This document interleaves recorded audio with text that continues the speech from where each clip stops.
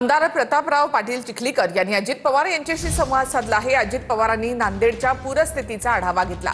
सरकार शेतकऱ्यांसोबत आहे। अजित पवारांकडून शेतकऱ्यांना दिलासा देण्यात आला।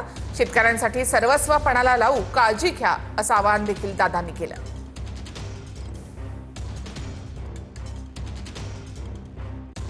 दादा, टीव्ही 9 च्या माध्यमातून काही नागरिकांना आवाहन करायचंय का?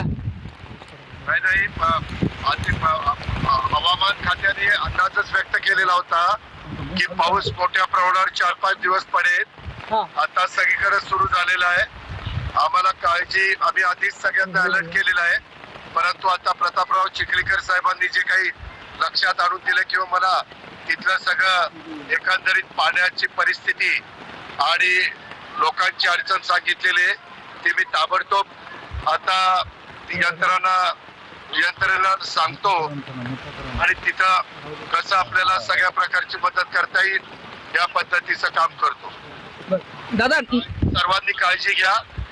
त्याच्यामध्ये पुन्हा तुम्हाला संसार उभे करण्याच्या करता आम्ही सर्वस्व पणाला लावू, हे शब्द मी या निमित्तानं देतो। दादा, आता शेतकऱ्याला जे आहे ते ठोस मदतीची अपेक्षा आहे। नांदेड जिल्ह्यात जे आहे ते मोठे नुकसान झाले।